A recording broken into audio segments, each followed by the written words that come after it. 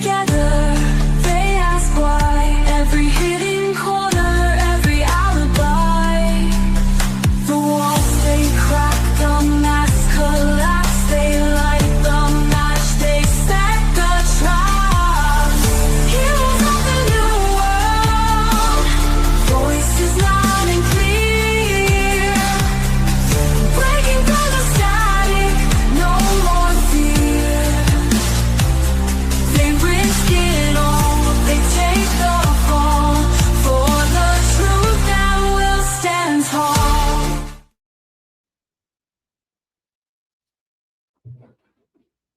All right. I'm live, right? Okay. So that is a intro, or maybe an outro that Shane just put together. And that song, was it made for us or it was inspired by us?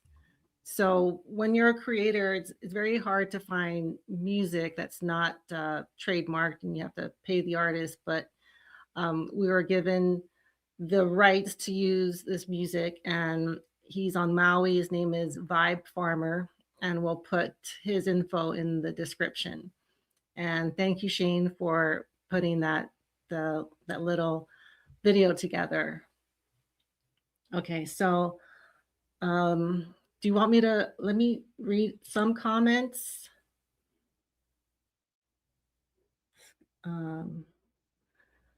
Oh, okay, same as Dracula's pendant he wore in the original adaptations. Okay, I didn't know that, but I will be mentioning Canaan and the Venetians. Good catch. I noticed the Maltese cross myself, was hoping someone would cover it. Yeah, Shane pointed it out really early on, but it took some time to like connect that cross with the fraternal order and then put that in history, because these types of things, it's very hard to find official information on it. You have to really dig. So I recently found something that puts it in history, and yeah, it dates back all the way to the days of Noah. But I was able to kind of put it together, and so I wanted to make this presentation. And I thought someone would have covered it already, but so far I haven't seen an actual video explaining the Knights of Malta and the significance of it, and connecting it to Erika. So I'll be doing that today. And what I'm going to do is go into the history of the fraternal order and where they, what they were good at, what they did, and then kind of relate that to some of the behaviors and the goings on that we're seeing today. And I think I can kind of make some connections there. In Latin, it says, seal of the soldiers of Christ, it's Knights Templar, where soldier means violence is justified when serving a higher law. Okay, I didn't know that. I'm not going to connect it to the Knights Templar. I don't know, I don't know this topic like inside and out. It is an interest of mine, but I don't know all the different ones and where they came from. Okay, and if you want to say where you're watching from, I'll give a shout out to the area that you're watching from. Okay, so soldier sacrifice to the sun, soul and jur, yeah. Robert Seffer just released a good video on the Templars. I think if that was the one yesterday, I did watch that one. Her big G ring she wears. Yeah, I saw that. She says it's her daughter's name. So I don't know for sure. Thanks for all your research. You're very welcome. She's a Jesuit, went to Jesuit. Yeah, we'll cover that in this presentation. And he's a Freemason, Knight of Malta. Oh, I didn't know Trump was too. Okay, so here you don't have to put these up, Shane. So Diane from Ohio. Hi, Diane. From Kentucky. Oh yeah, hi, Rick. Oh, with a Shriner, yeah. I have looked into the Shriners. Wow, he was unalived. That's pretty crazy. Okay, Northeast Nevada, formerly Northern California. The death, yeah, it's as real as Trump's attempt. After I figured this one out, I went back and I looked at the Butler footage, and it does seem like the same tricks were used back then. And I didn't know back then, but it is starting to all kind of look like the same playbook. My mom was a pagan atheist. Yeah, a lot of them out here too. Okay, from Houston, Brady Britt, welcome from Houston.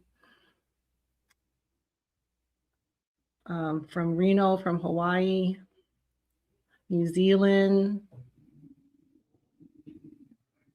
Kiwi. All right, from New Zealand. Okay, so let's get started. And as I do my presentation, if you want to do a super chat or ask a question, put like a capital X so that I can see them. Oh, Maryland. I have family from Maryland, Rapid City, in South Dakota, South Florida, Reno to Hawaii. Okay. I'm going to put my presentation up so I can't see the chat when I have my visuals up here. So today we're going to be talking about the cross, the necklace that Erika Kirk wears. She doesn't wear it anymore, but she used to when this first happened, and she's worn it in the past. So that photo on the right is before, I think before she was married, and it is the cross of the Knights of Malta, which is a secret society. It dates back 900 years. This is very old. The one she has, it doesn't have that second cross, but it has that crown, and we'll go into what that means. And she stopped wearing it. I think people started to notice and people started looking into it. But I haven't actually heard a whole lot about this fraternal order. Okay, but they do exist. They are publicly, they're open about who they are, well, what they say they are, and they do gather every so often in Rome. And here's another kind of close up. You can go online and buy one, so they're not like very difficult to find, but it does have a lot of meaning behind it. And so I'm going to go into that today. And what I want to do is, I guess, explain why we're seeing her do what she does, because I would say to a normal person, it doesn't make sense. It really doesn't make sense. For the one thing that I think people have caught on now, but it took a little bit, is that like how much money she has raised on this event, off this tragedy. And for her to, she's just basically asking for money left and right. There was a GoFundMe immediately after the 10th, and that's been scrubbed, so I couldn't find out exactly the amount that was raised, but I know it was in the millions, and they certainly are not hurting for money. And I'll play some of that, the value that, or the assets that Charlie left for Erika now that he's no longer around. And I got this clip from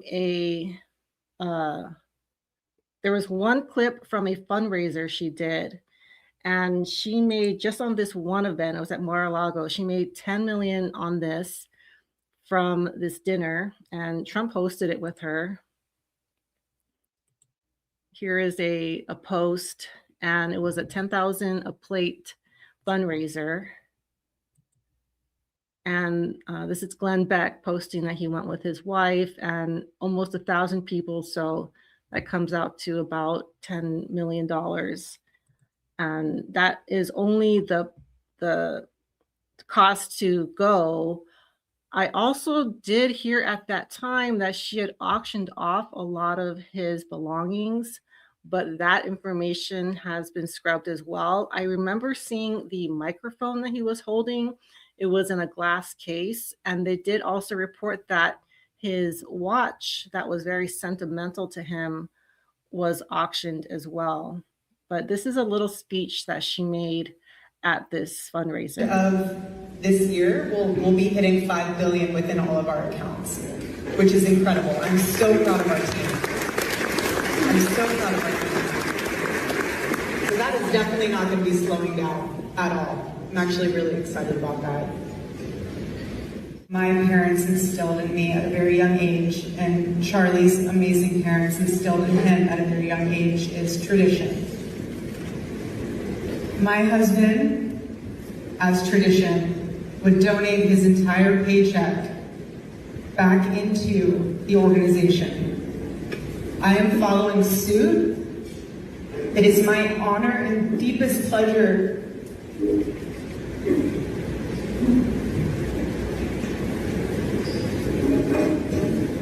to pledge my entire paycheck back into this organization.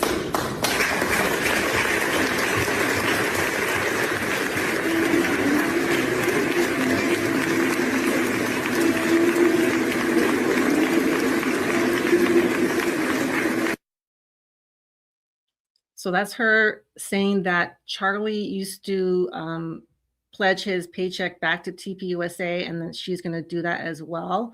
And I did a previous video at the end of last year, and I did it kind of, it was the 31st, and I did it in a rush. So I actually made a mistake in that the salary that was reported, I got this information from Didi Got a Podcast, that channel. He has an auditor named Brian who said that Charlie's salary was not just that one amount. So I think it's like a little under 400K. It's like 390 something K.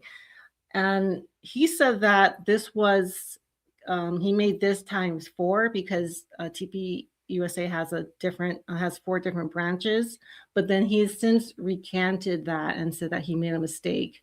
So he didn't actually get the 1.6 as a salary. He got the 3, let me see what it is.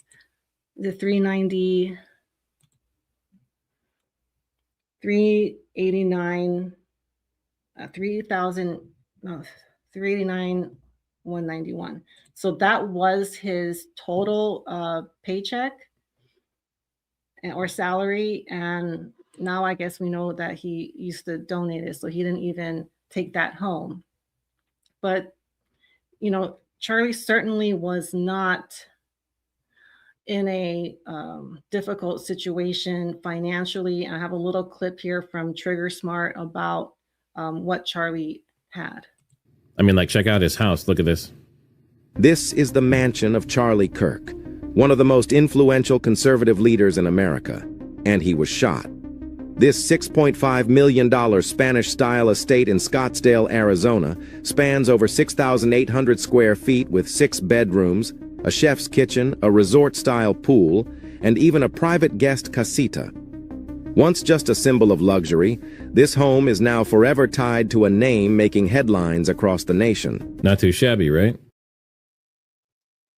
So Erika inherited or has come into a lot of money, and she already had money. She's well educated. She has businesses. So I thought at the time it was very poor taste to ask for donations. But, you know, at the time it was, you know, she was very much the grieving widow, and I felt that it was better to not say anything. But at this point, it's becoming very clear what her role is in this whole thing. So now I'm going to share a little about the the significance of that necklace she wears and what it means. It's the sign of the Knights of Malta. And I will play a little clip. And this is what allowed me to, I guess, get some sort of documentation of where their place is in history. And this comes from an obscure article that was written in 1994. And this was on a channel called Static in the Attic. Really awesome channel. I highly recommend checking him out. I'll put the link to this video in the description. His channel is very much shadow banned because it took me all this time for this video to come up. And this is the connection that he made. He's not talking about TPUSA. He's just mentioning the Knights of Malta.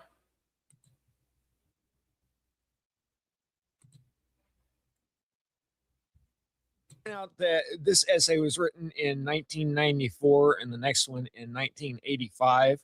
A lot of people think that this type of research is just a product of the internet age, but there's always been researchers looking into this stuff. And here in 1994, he's calling for the coming fall of the House of Windsor. That's the King and Queen of England. LaRouche and his colleagues exposed the role of a worldwide oligarchy, the quote, Club of the Isles, never even heard of that one, headed by the royal family of Britain, in perpetrating genocide around the globe. For centuries, they've been at the highest level of the financial oligarchy, the synarchy, the aristocratic families of the black nobility, the sovereign military order of the Knights of Malta, and the heirs of what Pope John Paul I called the Ancients of Venice. Just so you know the long-run timeline here, they went from Venice to the Netherlands and then to England. Well, and then basically America too. On the one side, there were the forces of the Golden Renaissance, centered around such figures as Cardinal Nicholas of Cusa and the 1439-40 Council of Florence. On the opposing side was the reemerging power of the Venice-centered European aristocratic and financier oligarchy.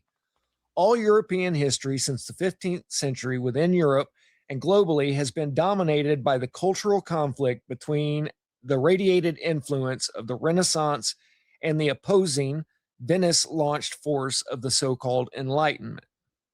So it's kind of like our two-party system today. You had the church for the conservative-minded people centered in Florence, and then the liberal-minded people were into the Enlightenment ideologies and formed our First Nation states. And I want to point out that these guys, yeah, they dominated the Western Mediterranean. But all of these black dots up here are cities that were part of the Hanseatic League. And history just acts like they're primitive Germanic tribes, but they've been master shipbuilders and masters of the open ocean, not the protected Mediterranean, going back into ancient times. They never got into trying to build the big cathedrals and up their neighbors. They weren't Christian for one, but what they did build were massive ships that were capable of withstanding the open ocean that's just absolutely brutal. And with 60 cannons poking through the side of it, they could sit out there 3 miles offshore and level a town if they wanted to. I mean, everybody's heard of German engineering, right? Well, apply that to history and you've got the Hanseatic League. And I'm guessing that they were the ones that actually shipped everything from the north down to Portugal, the Portugal.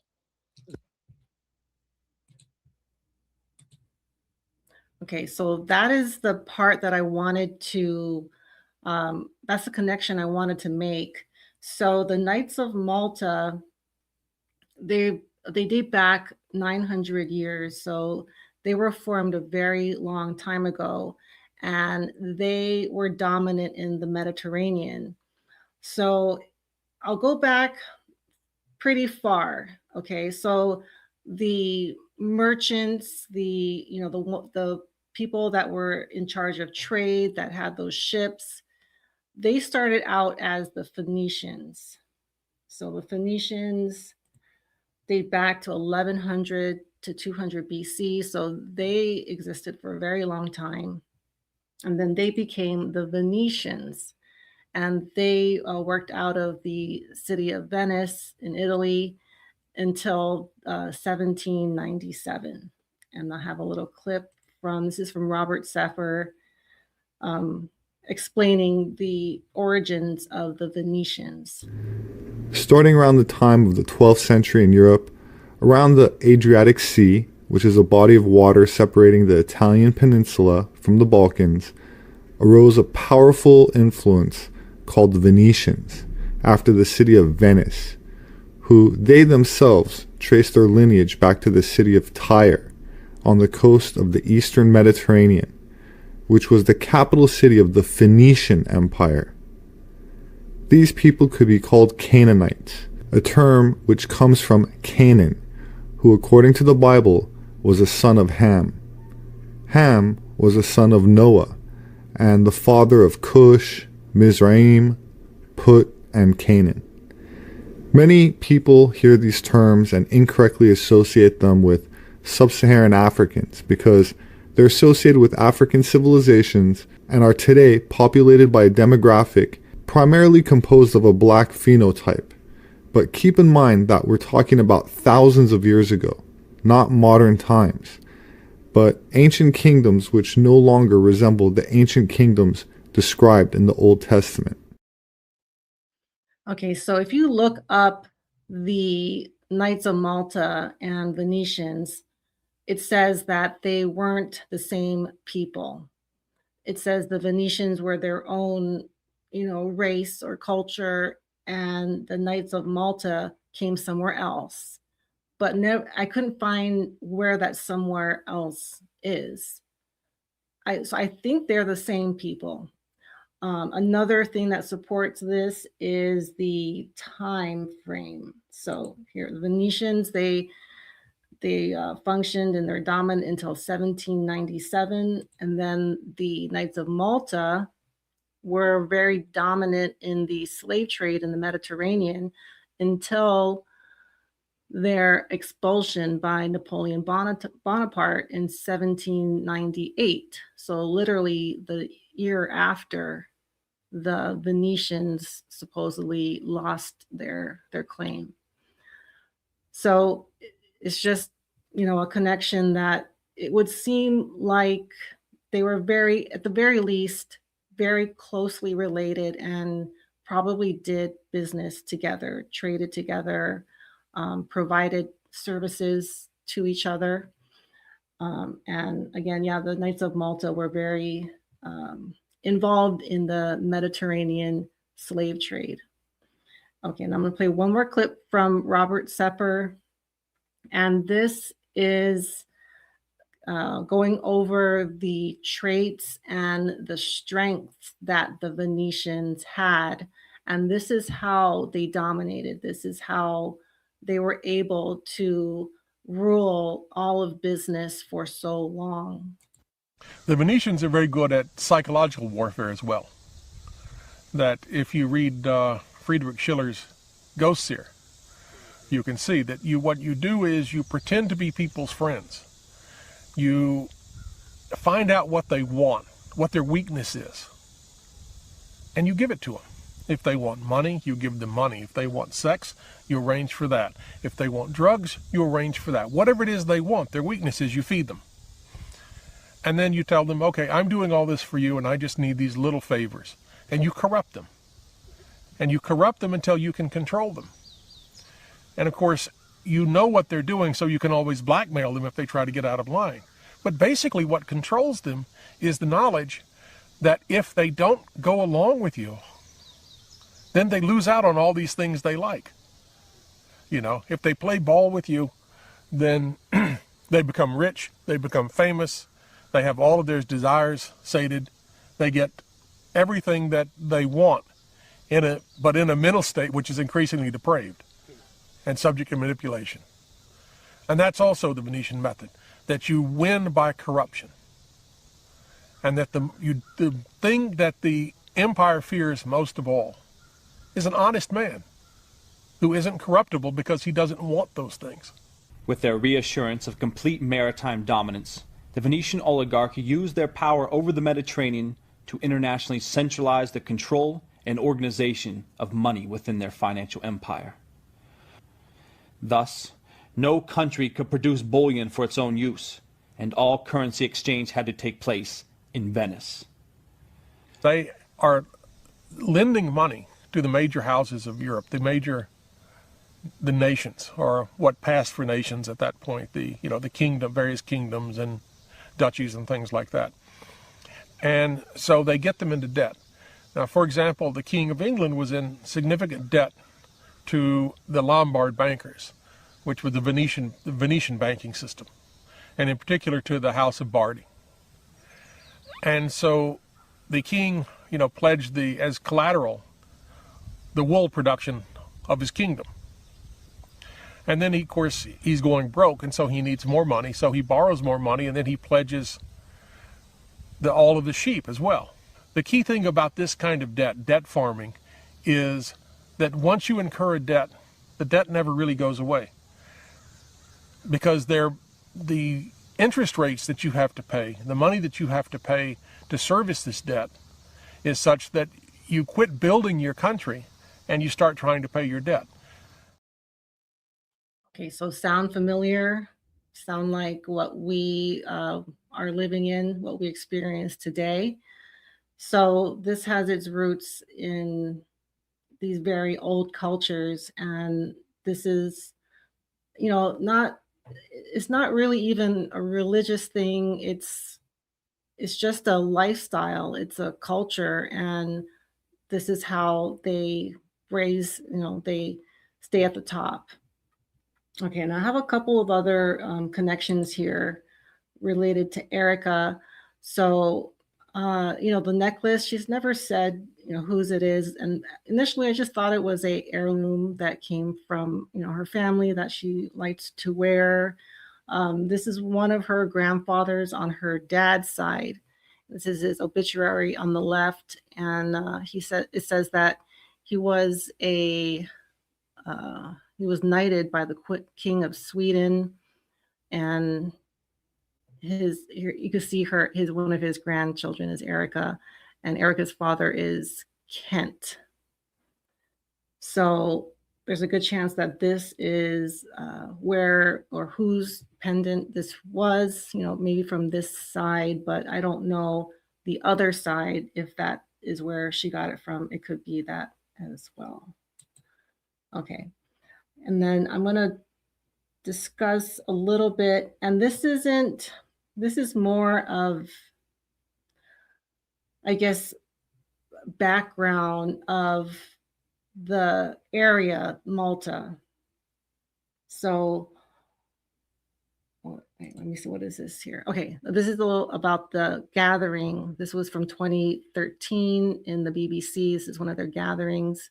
So they are very alive and well, practicing fraternal order, and they also allow women. They have 30% of their members are women, and they're looking to grow. They are trying to attract talent, and on the surface, they're just a charitable organization that is involved with healthcare and helping people that are less fortunate. So if you look them up, that's kind of what you'll find.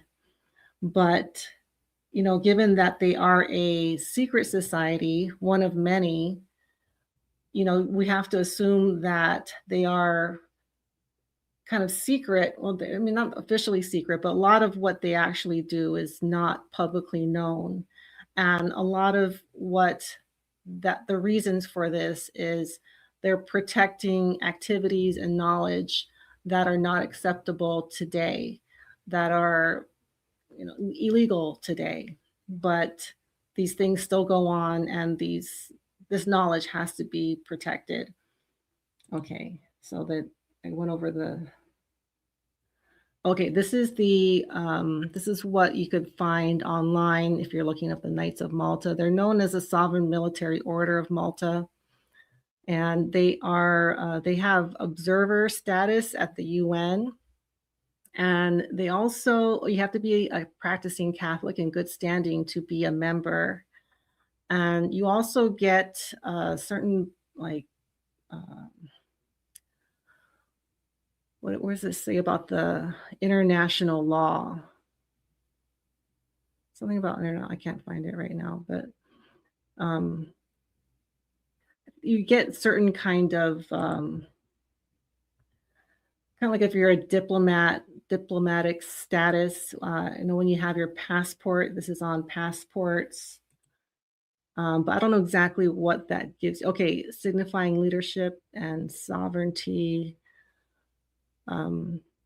Officially, it's on your official documents. So I don't know if Erika is a active member of this fraternal order. I'm guessing it's just her family. I don't really think she's actively participating, but if she were, this would be on her passport and give her sovereign status under international law despite having no territory. And here's some about the crown that's above the cross that she wears. It represents spiritual and chivalric authority, not monarchy. The Maltese cross pendants combine a cross with a crown. And they're often on regalia, medals, and collectible insignia. So when I first heard the name Knights of Malta, I also thought about the island of Malta, because Malta is a very significant island in the world's history. And it's also home to some of the most well-known megalithic structures. And I like looking into this. So that's when I think Malta, that's what I think. And there are a number of very well-known megalithic structures. Probably the most well-known is the Hypogeum. And I'm going to bring this up, not just because of the name, but this is where the Knights of Malta, this is one of their home bases for a while until Bonaparte guys kicked them out. The Hypogeum is an underground system of rooms and tunnels, and it is very vast. It's obviously this was made by a civilization that was very advanced, because it's massive. It's still functional till this day, and it's got to be, I would say at least 1,000 years old. UNESCO. Yeah, what does UNESCO mean? World Heritage Site. So you can't go in there anymore. And the reason you can't go in there is there was a very, very unfortunate event that happened in the Hypogeum. And you could watch videos on this. There are a number of channels that have presented this story, and they call it the Giants of Malta. I'm sure you could find at least 10 or 20 different renditions of this. But what happened was so I'll start out. There's two parts to this, and they kind of build on each other. There was this woman who did a tour with some of her friends, and I believe this was in the 20s or the 30s. This is a long time ago, and a tour guide took her down into the Hypogeum, and she was using a candle, and she got pretty far. And according to this article in the National Geographic, she saw a very, I don't know how, she said she saw giants, these giant beings that were like 20 feet tall, and they were marching in a line, and she made a noise, and they saw her, and they used their hands to kind of, as if they couldn't see or something, and her candle went out, and then she was actually tied to a rope. Her friend had her on a rope because they couldn't see where they were going, and she came back out. And the guide told her that if she wants to explore more, there is an excursion. There's a group of school children that are going down there. And she went down there, and for some reason it didn't work out. But it turns out there was a class of school children that went down there and disappeared. Until this day, they have not been found. This was reported again in the National Geographic. And yeah, there was catacombs, altars down there. And the parents of the missing children said that weeks after they went missing, they heard like screaming and crying of children underground, but they were never found. And it's understood that these tunnels cover the entire under the entire island. And there are even some people that say that these tunnels will take you to the mainland of Italy. And then, I don't think we'll ever know if that is true. And some people will say that you can even take them to the Vatican. So I don't know how we'll ever find out if that is true, but it is very, I guess it's a big coincidence that the Knights of Malta functioned out of Malta, and there's also this vast underground tunnel network there. And there's also signs that there are altars and skeletons found there. So there might have been some sacrificing of things down there. I don't know. I think there's one, you can kind of see an altar. And there are these little like enclaves where, not this one, but there's one where you can see that there are these spaces where maybe people could have laid down, or maybe there were bodies in there, but it's a very unusual place. Supposedly you can like talk in one of these rooms and hear the talking in another room that's far away. So there's some sort of resonance in there, that some technology that was built into this system. Okay, and then I'll touch a little on like if you want to look at how far back we can take this, I guess, this culture. And the Phoenicians come from the Canaanites. And the Canaanites, like in that video, are the descendants of Canaan, who is the son of Ham. Ham is the son of Noah, so like Noah's Ark. So this goes back, past biblical times. And the Canaanites are known for worshiping Baal. This is Baal. And we're hearing a lot about Baal now because some of these activities that these societies and these elites are doing, they're starting to be spoken of. Here is one, there are many people that are coming out. This is a interview of Epstein's daughter. This was maybe like 6 months ago, but she does speak on the experiences she had when she was a child and how she was raised. It goes back for generations. It goes back for generations. I remember my father confessing that my oldest brother is 8 years younger than him. Is cyclical. With men, especially, when they stifle it, they repeat the patterns, which I don't see as an excuse. I'm not but of course this happens with men.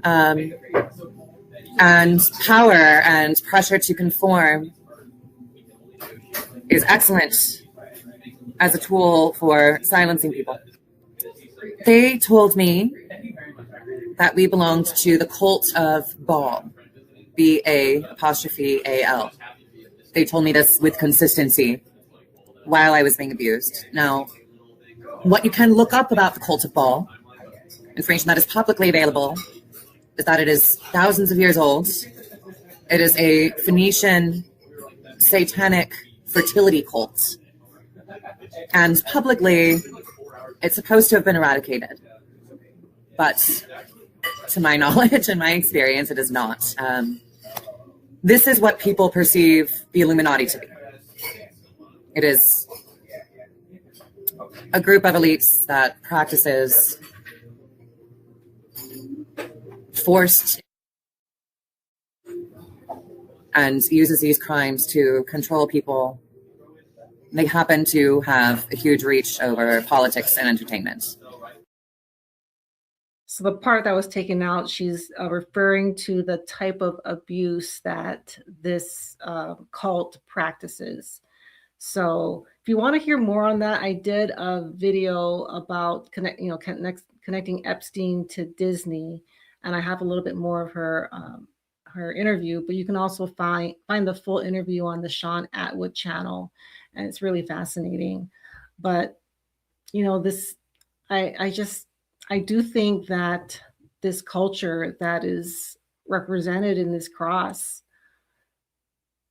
does this. This is what was the norm. I think if you go back to the ancient Canaanites, this is how, this is how they worshipped. This is how they got their power, and this is what they believed in. And we don't hear about it a lot because we're not allowed to do this anymore. But if you look at Baal and Canaan, put those two words together, Canaan and Baal, you can kind of get an idea of what some of their practices were and might still be, which is, I know, very disturbing. But I don't think that's an accident that Canaan and Baal makes a word that is now very much illegal and not accepted today, has not been for some time. Okay, Shane, was there, and this is by 4chan. I thought this was interesting because it has the Disney Viacom at the bottom. And if you watch my Disney Epstein video, you'll hear more about that merger and how Disney was probably in one of these types of families. Shane, was there anything else I missed? So this is not going to be a long one, but I have a lot of stuff. No, I think that might be all the media that you meant to cover, as far as I know. Okay, so I'll just kind of sum everything up. And what I wanted to, I guess the idea that I wanted to put forth is that, these activities and these practices that we're seeing today, this need for power and this need for money, and taking from people that have much less than you and using it to your advantage, and taking this attention and this opportunity to further your narrative, or further your, I guess, what you want to happen in society and where you want the culture to go. This is a practice that dates back thousands of years. And I'm hoping now, with all this information coming up, we can really see that what we consider as natural and normal, like our culture, what we think of with religion, these, what we think of Christianity and how we're pitted against each other because one doesn't believe in the other thing. And, this group is like this, and this group is trying to take over the country. A lot of that, for the most part, is a distraction. And a lot of what's going on with TPUSA is a distraction. I think it's really gone its course. But when I see something that I feel can give insight that is valuable, I want to present that. And I'm hoping some people didn't know about these connections. I know a lot of you guys have been studying this and know far more than I do. But just if we can understand, where we come from, I think it will put a lot of what we're seeing into perspective. And I almost think that they kind of are letting the cat out of the bag. I'm not sure why. Maybe that they just don't think they can keep these things under wraps.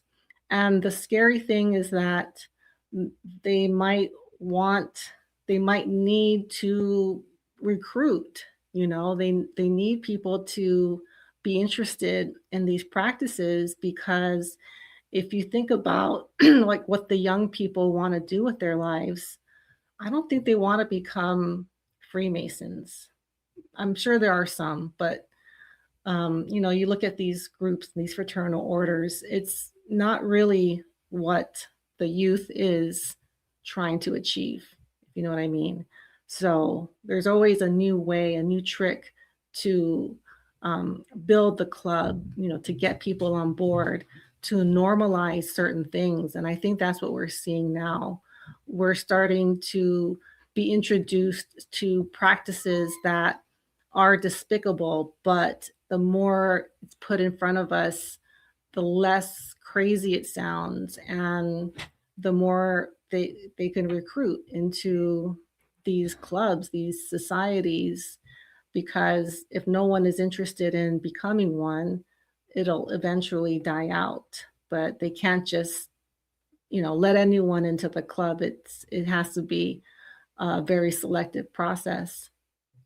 But I'm very fascinated with, history, society, culture, how these things live on through thousands of years and where they come from. And I could do a deeper dive into the Canaanites, like what they were about and how they're related to the different tribes, also the relation to the Israelites, and how we're seeing that play out in the war. But in this day and age, it's like almost impossible to talk about these things without getting censored. There are words that are code for things that are normal things.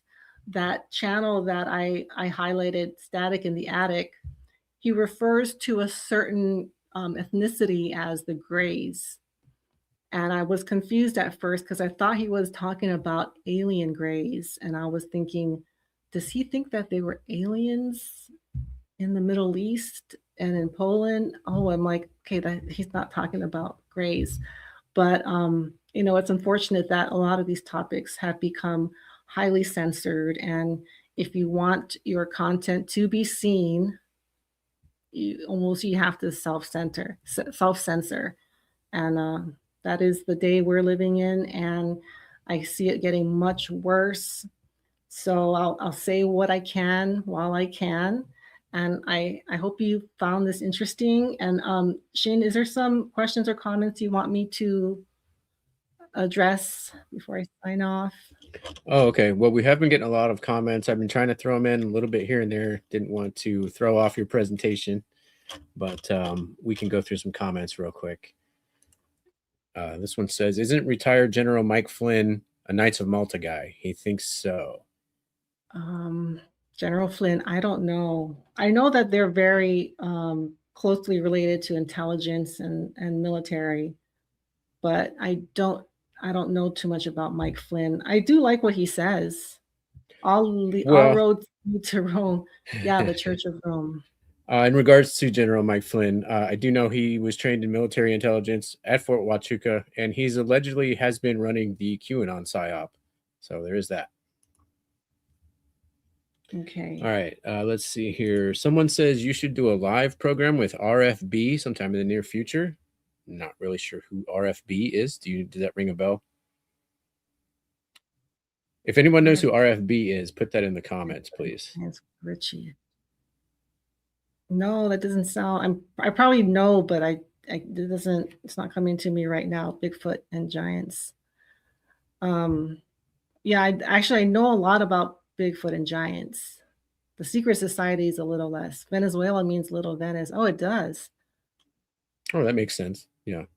Yeah, I thought it was really interesting that that Venice is built like on water, basically, and that's kind of why, because of their dominance in ships and the open ocean and stuff. Canaanites, Venetians would do Atlantic voyages to the New World. Yeah, there's tons of evidence that they came to the U.S. and their symbolism is all over, in like the burial mounds and things like that.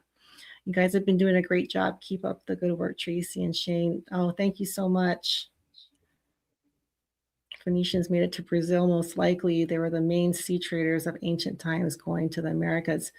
Yeah, I mean, look at those ships. They had to have gotten outside of Europe.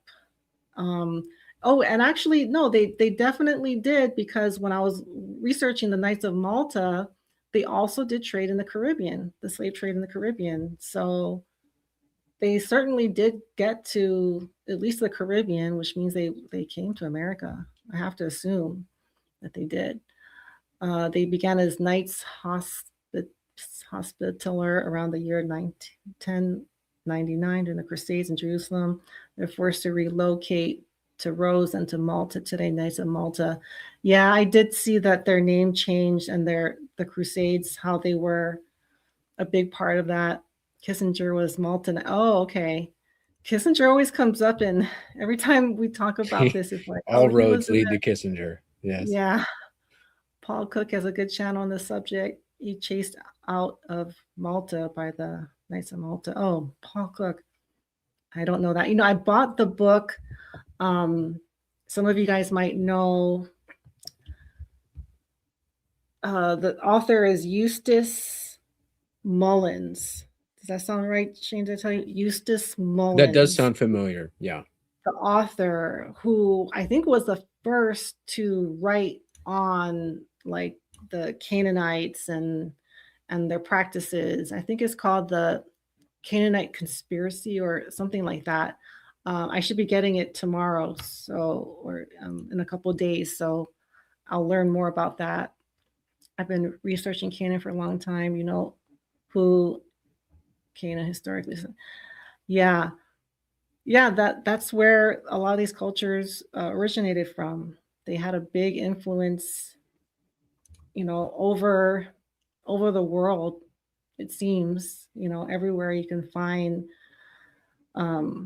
descendants and references to Canaan. Jesuits are a military order of the Vatican.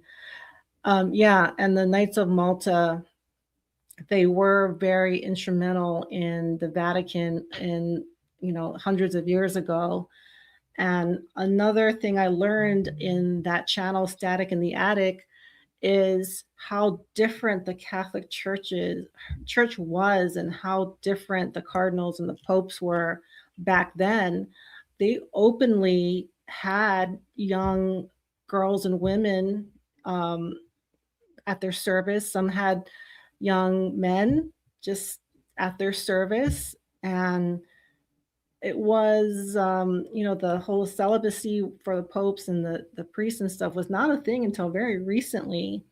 And in fact, the Catholic leaders back then, 1500s and 1600s, were known for bad behavior and hard living, which is such a dichotomy from what we think of now, when we picture the Pope, at least what I consider bishops and popes to be the complete opposite.